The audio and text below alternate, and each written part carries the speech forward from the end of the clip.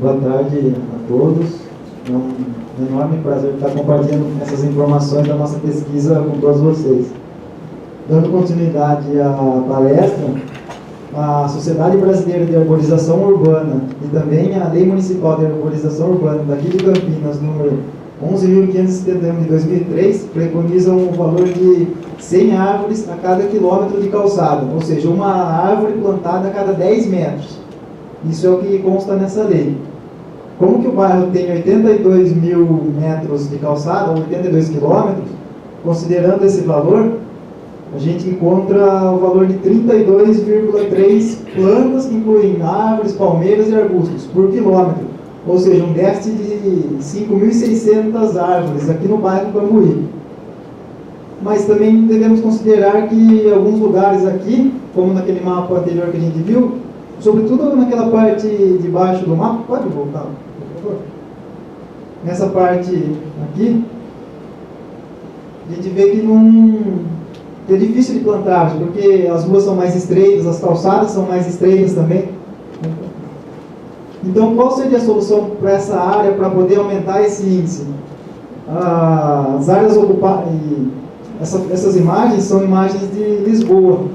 O que eles fazem? Eles colocam uma árvore como delimitador de vaga na rua, já que a calçada tem 60, 70 centímetros que dá para passar o pedestre, você não vai inviabilizar a passagem dele. Então, uma sugestão seria alocar as árvores exatamente na rua, como delimitadores de vaga. E, sobretudo, nessa área que é tomada pelo comércio.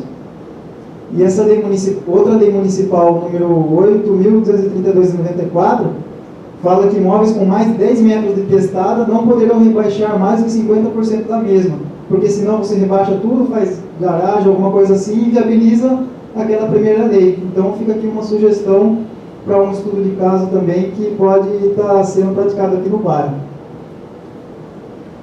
Essa tabela, ela sintetiza todas as informações do inventário que a gente fez aqui no bairro, contabilizando os 2.676 indivíduos, como altura média, altura da primeira ramificação, que favorece o pedestre de passar embaixo das árvores e tudo mais, o tamanho da copa, o diâmetro dela na altura do peito e embaixo na base, o estado dela, a maior parte foi encontrado no estado geral ótimo ou bom, só que aqui está destacado algumas informações, como estado geral regular, quase 25% dos indivíduos, estado geral péssimo ou morto, 13,7%, que merecem atenção, conflito com a fiação elétrica, 33%, com poste quase 10%, conflito com iluminação 3,5%, poda em U ou V ou poda lateral, ou que as pessoas falam aquela poda de chuquinha, que você fica somente com as duas extremidades da árvore e faz aquele V, que torna completamente desequilibrada, em 12,5% das árvores. E aí todas as outras informações que favorecem o manejo, que possibilitam o planejamento, como a Renata falou, para a arborização aqui do bairro. O que é preciso destacar aqui também, na segunda parte ali, a adequação do canteiro, 27,5%. Praticamente um quarto. O que significa essa adequação do canteiro? Ou canteiro apertado, ou a presença de anel de concreto, que a gente vai ver na sequência, ou a raiz estourando calçada. Por que isso acontece? A gente vai ver imagem disso também. Então seria necessário essa adequação. Tomografia, quase 7%, ou seja, são árvores de grande porte que oferecem muitos benefícios que uma avaliação mais precisa poderia indicar a atual sanidade dela, se é preciso realmente remover ou se é possível fazer manutenção dela e ela continuar proporcionando os benefícios. Como substituição, devido a todas essas informações, e também temos que considerar a vida das pessoas, elas não podem oferecer risco, tem que sempre procurar minimizar isso, 21%, sendo que dessas, 12% encontram-se com um alto risco de queda. Quais são as árvores com alto risco de queda? Aqui no mapa plotado em amarelo, é possível ver esses 12%, ou seja, uma homogeneidade no bairro também, bem distribuído ao longo do bairro. Como exemplo aqui do lado, podemos ver uma árvore morta, já está morta, com poda do tipo UV, que é aquela poda que foi comentada anteriormente, e que está com risco iminente de queda. Embaixo, uma outra árvore que também está inclinada. Enfim, cada ponto plotado em amarelo é um caso que merece esse exemplo que está com alto risco de queda. Mas também temos bons exemplos aqui no bairro que devem ser ressaltados, como dá uma olhada nessas 3 siripirunas, quantos benefícios que não oferecem para toda a população: sombreia o asfalto, menos manutenção no asfalto, melhora a paisagem, microclima, enfim, vários benefícios. E o último, o plantio de um ipê branco, um lugar potencial, com um grande espaço para plantio. O ipê branco é uma espécie indicada para plantio e auto-recomendada para o caso, como a gente vê. Mas também temos os problemas. Quais são os problemas? Na primeira, a presença do anel de concreto, que seria aquela adequação do canteiro. Por que isso é não indicado? Dá uma olhada no risco, no círculo em vermelho. A raiz da árvore, conforme ela atinge o anel de concreto, ela começa a entortar e virar. E na hora que ela começa a virar, ela vai se autoestrangulando e, consequentemente, vai promover a queda dela no futuro. Ela vai ficar mais iminente para a queda. Na sequência, 2 alecrins de Campinas, com plena integridade de copa, e a outra com a poda de UV, em rede multiplexada, ou seja, aquela fiação que passa dos 13.000 volts de alta tensão, ela está compacta, apenas num fio, então não tem necessidade de fazer essa poda com toda essa liberação de espaço que a gente vê. E por fim, uma mirindiba, se não me engano, com a poda do tipo lateral, mesmo caso, fiação multiplexada, ou o tipo de poda que a gente vê ali, causa total desequilíbrio na árvore. E aí alguma ação da natureza mais forte, que acabe concentrando vento, umidade, certamente isso daí vai ficar mais vulnerável. Então o que teria que fazer? Uma poda corretiva, teria que gastar mais dinheiro, enfim, isso são coisas que poderiam ser minimizadas. Outros problemas: o anel de concreto com a raiz enovelando e provocando dano ao colo pavimentado no meio do slide, que às vezes também pode ser o próprio morador que, por algum desconhecimento, vai e acaba fazendo essa ação que estrangula o colo e não deixa um bom espaço para a árvore crescer. Raiz exposta, deslocamento de solo. Por que ocorre a raiz exposta e deslocamento de solo? Exatamente pelo tamanho do canteiro. Às vezes o canteiro é muito reduzido e a árvore vai procurando espaço. Então o que é preciso fazer? Aumentar o canteiro. Plantio com resto de pintura no canteiro. Dá uma olhada ali como é que está aquela imagem. Tijolo, concreto. O planejamento feito aqui, se agora ela já está assim, daqui a um tempo que ela crescer, dificilmente vai ficar uma árvore sadia, uma árvore boa. Aqui mais exemplos de copas desequilibradas pelas podas desnecessárias. Esse tipo de fiação, denominada rede multiplexada, ou seja, a fiação fica tudo junto, então não tem necessidade de fazer esse tipo de poda em UV. Poda lateral, poda em UV, ali na terceira figura uma espatódia totalmente desequilibrada por causa dessa poda. Na quarta figura, um falso chorão que, se é que tem copa, alguma coisa, não tem motivo para fazer tudo isso. Mais poda em UV, outra poda em UV, outra poda de fiação. Vários são os exemplos que temos aqui. Lembrando que do total das 2.676, 12% das árvores encontram-se nesse estado. Se a fiação daqui fosse do tipo convencional, que é dos 13.700 volts passando em cima exatamente ali, poderia ser feito a poda em furo, que você abre o espaço exatamente onde passa a fiação e não destruindo completamente a copa dela, o que não é o caso, como a gente viu nas figuras anteriores, que a rede multiplexada ela garante maior qualidade ainda, uma maior disponibilidade de espaço para as árvores. Essa foto aqui foi tirada em Sumaré e mostra o manejo correto da árvore, ou seja, na relação da poda. É somente a poda em furo no local da fiação, não tem necessidade da poda quase que total da árvore, sendo que muitas vezes nem copa resta. Aqui são exemplos de manejo, são exemplos técnicos que mostram o poder desse parasita. Esse aqui são exemplos da figueira mata-pau. Só lembrando que esse primeiro exemplo, ela cresce no muro, então não foi contabilizada, porque são árvores que crescem na calçada, né? Mas só para ver o exemplo e o poder desse parasita. O segundo exemplo é uma simipiruna, não sei se dá para ver direito. Ela começa a crescer na árvore, ela vai englobando, e ela acaba sufocando a árvore. E ela acaba tomando o lugar da árvore para ela dominar completamente. Então, dá uma olhada. Aí já complicou o manejo. Não deve chegar a esse ponto. E no terceiro exemplo, é um resedá, que a gente vê que só o anel, o contorno dela, é que é o resedá. Porque dentro e na copa de cima, a figueira mata-pau já dominou completamente, tanto que ela já desenvolveu o próprio tronco dentro do resedá. Ou seja, o resedá já está oco e ela colocou o tronco dela no interior do resedá. Nesse caso, a recomendação seria substituir por uma outra de grande porte, baseado na potencialidade do local. Aqui são exemplos da importância do tutoramento em plantios.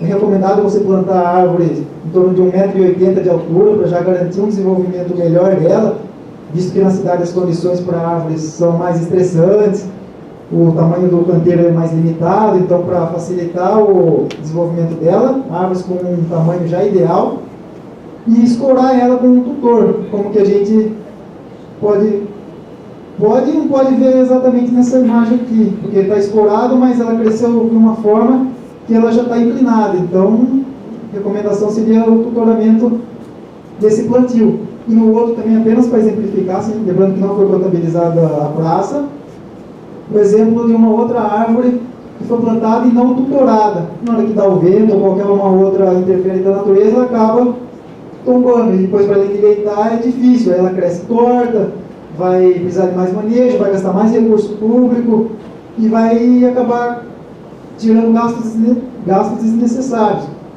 Também nas ruas encontramos árvores mortas, como chapéu de sol aqui no meio, alto risco de queda, uma árvore de grande porte, completamente seca. Embaixo, ali perto do corola, uma aroeira, um falso chorão também, completamente morta. Árvores que necessitam de substituição com alto risco de queda, que se encontram naqueles 12% aqui do bairro Cambuí. Como conclusão dessa pesquisa, levantamos aqui alguns pontos.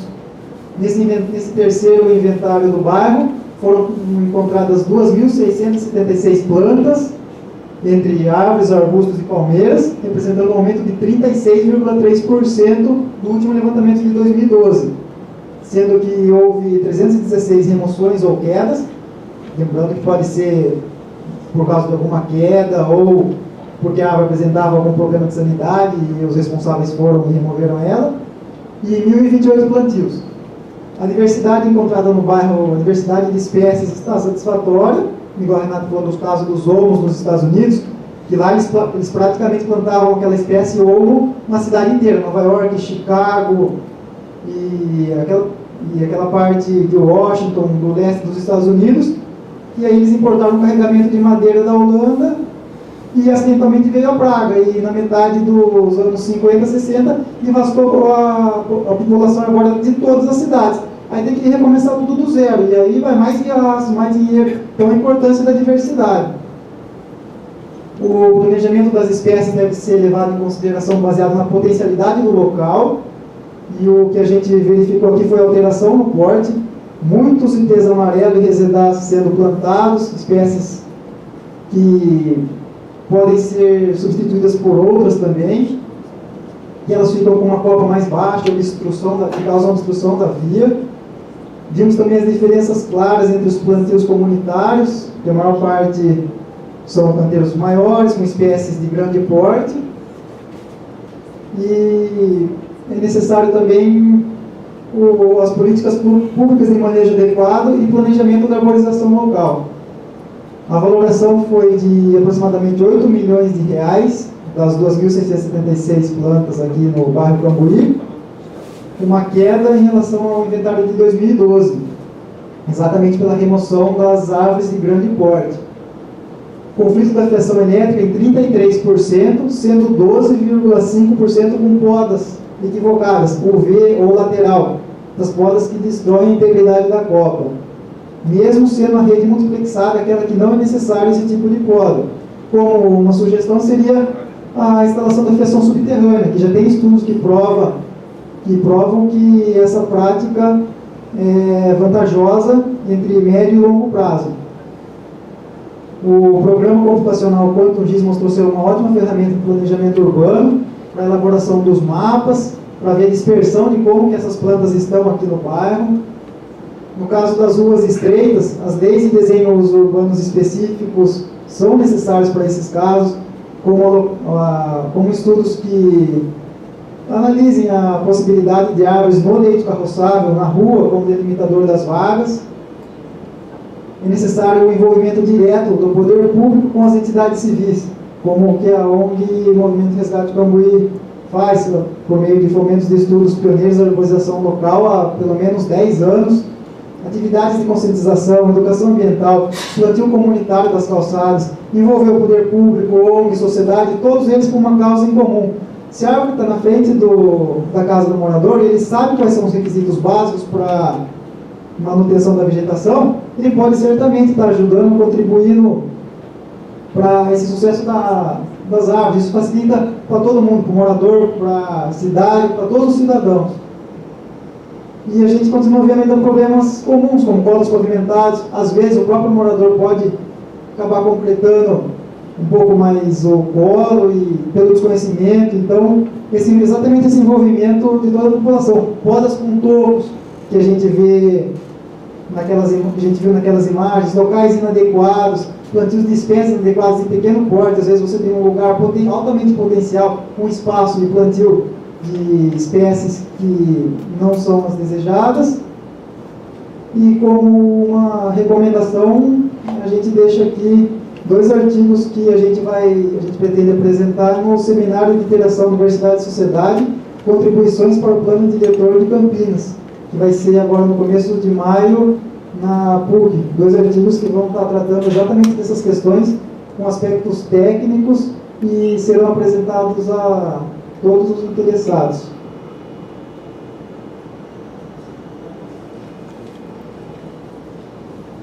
E aqui a gente registra os agradecimentos especiais para o Movimento Resgate Cambuí por todo o suporte oferecido para essa pesquisa, por estar podendo compartilhar esses dados com todos vocês também, podendo estar explicando as dúvidas, qualquer coisa técnica que vocês precisem.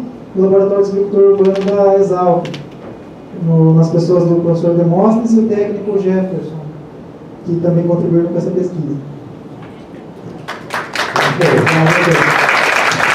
Claro, você Renato, a gente vai abrir então a pauta para quem quiser dirigir alguma pergunta. De antemão eu faço novamente de público aqui, como em várias situações. Trabalho no Resgate Cambuí histórico aqui em Campinas, a Tereza encabeça aí essa frente. A região do bairro do Cambuí é um ícone, ela focou por estar ali também, mas porque demanda esses cuidados, tem uma infraestrutura, e essa seria mais uma infraestrutura de embelezamento, de qualidade de vida.